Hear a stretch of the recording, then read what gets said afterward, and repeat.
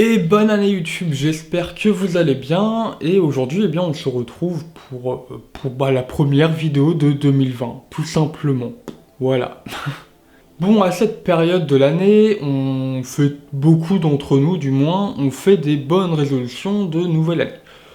Bon, entre nous, il n'y en a pas beaucoup qui les tiennent, hein. Mais ceux qui arrivent, félicitations à vous, parce que c'est pas facile finalement. Parce que oui, autour de nous, il y a plein de personnes qui nous disent « Ouais, bon, les résolutions, tu vas pas les tenir, hein. » Puis du coup, on les tient pas forcément, et oui, prophétie auto-réalisatrice.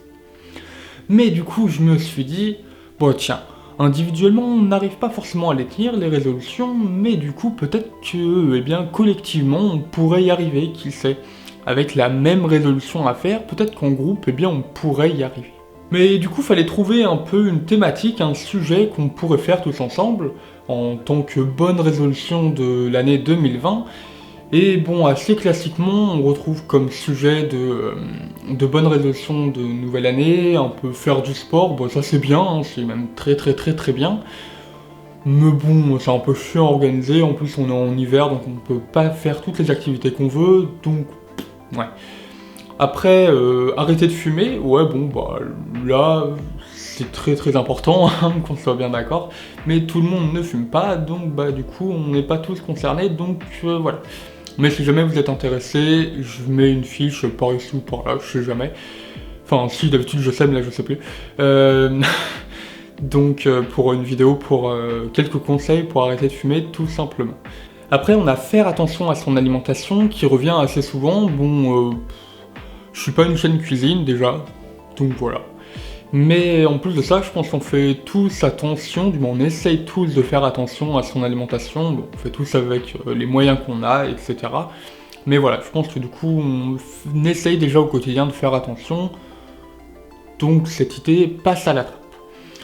Ensuite, un truc qui revient peut-être un peu plus ces dernières années, c'est bien de faire attention à son environnement, à notre environnement. Là c'est génial, hein, mais pareil, c'est pas la thématique de la chaîne, et puis, bon, même si c'est hyper important évidemment de faire attention à son environnement, pareil, j'y connais pas non plus des masses, hein, hormis ce qu'on entend partout à la télé ou sur YouTube, donc voilà, je suis peut-être pas la bonne personne non plus pour en parler. Donc au final, pas trop de, ce qu'on pourrait appeler thématique de bonne résolution d'année. Donc il fallait quand même que je réfléchisse à un truc. Bon, en réalité, j'avais déjà l'idée avant de faire la vidéo, hein. Je fais juste genre que je réfléchis, parce que voilà.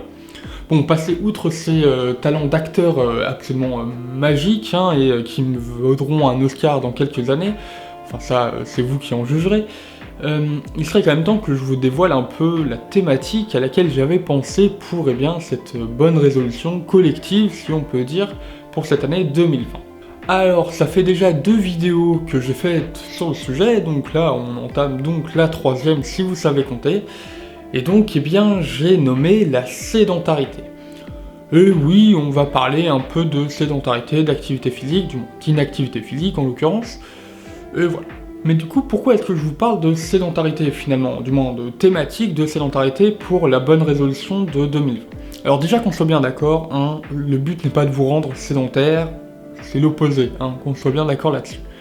Mais du coup, pourquoi est-ce que je me suis dit ça ? Enfin, est-ce que je me suis dit, tiens, ça serait intéressant qu'on fasse ça ?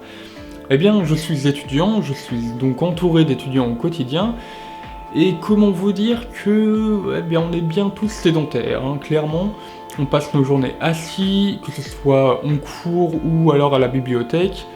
Bref, presque par définition, et je dis bien presque, on est, nous, étudiants, à peu de choses près, tous sédentaires. Bon, quelques filières peut-être à part, type STAPS ou quelques autres à côté, mais de manière générale, on est à peu près tous sédentaires. Et puis, évidemment, au-delà du statut étudiant, et de la petite majorité de personnes que ça représente en France, on est tous à peu près concernés par la sédentarité. Alors, qu'importe votre âge, votre genre, votre situation économique, voilà, on est tous à peu près concernés par ça, et bon, si jamais vous en doutez, il y a une fiche qui apparaît par ici. Mais du coup, comme on est tous à peu de choses près concernés par la sédentarité, il est super important de lutter, d'essayer de lutter contre justement la sédentarité, vu comme on est tous à peu de choses près enclins à être naturellement sédentaires. Ça, je l'explique dans une vidéo qui apparaît par ici. Mais toujours est-il, eh bien, qu'il faut lutter contre ça, et qu'est-ce qu'on peut donc faire, justement, pour 2020, pour lutter contre la sédentarité.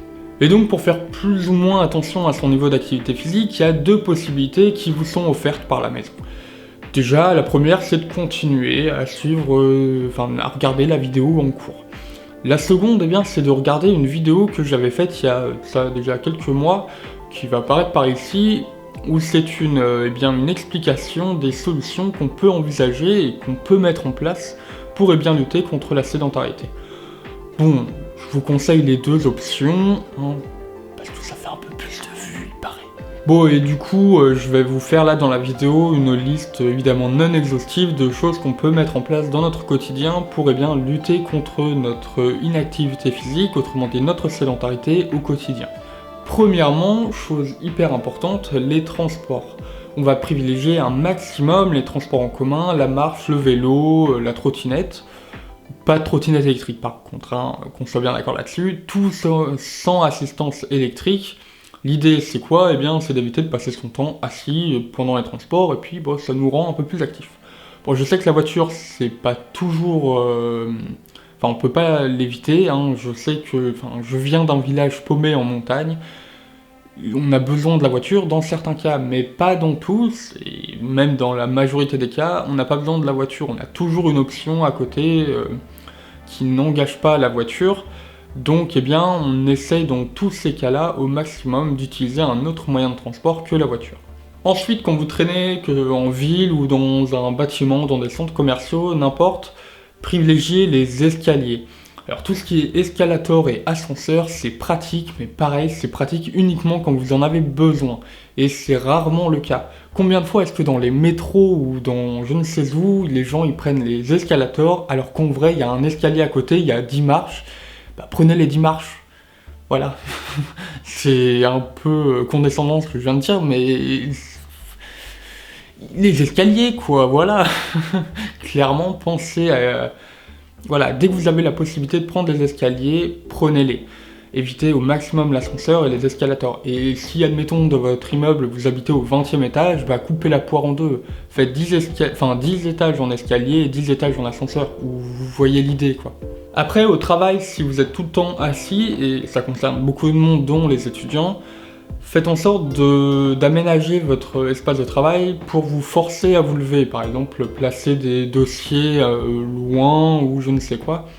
Mais voilà, faites en sorte de pouvoir vous lever, et si jamais vous ne pouvez pas organiser votre travail, eh bien faites en sorte de faire une pause toutes les heures, histoire de vous dégourdir les jambes. Vous faites 5 minutes, vous allez chercher un truc, je ne sais quoi, faire le tour du pâté de maison, j'en sais rien, mais vous vous levez, histoire de vous dégourdir les jambes et de faire un peu... Voilà, de faire bouger, de vous bouger, tout simplement. Et enfin, dernier petit conseil que je pourrais vous donner, c'est de faire du sport. Alors je sais que ça va pas vous rendre non sédentaire, hein, et j'en avais parlé dans une des vidéos, mais clairement, il faut quand même en faire, c'est ultra important, et tout le monde en bénéficie. En plus, ça bénéficie sur plein de choses, hein, que ce soit le corps au niveau physique, mais aussi au niveau mental. Donc voilà, il y a plein d'avantages à faire du sport, et voilà, tout simplement. Et donc normalement, si vous suivez tous les conseils que je viens de vous donner, et donc que vous réussissez le challenge que je viens de vous poser, que je viens de vous lancer plutôt, je suis pas très français, hein. Normalement vous devriez être moins enclin à être sédentaire, et donc c'est très très bon pour vous, hein, finalement, puis un peu pour l'environnement aussi, bref. Mais voilà, donc j'ai également décidé, en parallèle de la vidéo, avec la vidéo, attention, révolution, parce que oui, il faut nommer les choses comme elles sont, hein, oui, c'est une révolution. J'ai décidé de lancer un hashtag pour justement ce challenge pour 2020, d'être plus actif, et j'ai donc décidé de lancer le hashtag MoveYour2020. ou pour les anglophobes, hein, bouge ton 2020, ça fonctionne aussi. Et donc je compte sur vous pour que ce soit un raz-de-marée, que dis-je, un tsunami de Move Your 2020, du moins du hashtag Move Your 2020, sur tous les réseaux sociaux, hein, n'importe lequel. L'idée c'est que on en parle partout, hein, même au fin fond de je ne sais quelle île paumée du Pacifique, qu'on en entende parler, hein, oui. Et même sur Mars, hein, même s'il n'y a encore personne, il faut qu'on en entende déjà parler maintenant. Et en vrai, blague à part, c'est super important, je pense, du moins, d'essayer de partager un maximum cette vidéo et ce fameux hashtag MoveYour2020, parce que ça concerne tout le monde, et donc, comme on est tous concernés, il est important que tout le monde soit sensibilisé, justement, à tout ça, au fait qu'il faut être plus actif physiquement au quotidien.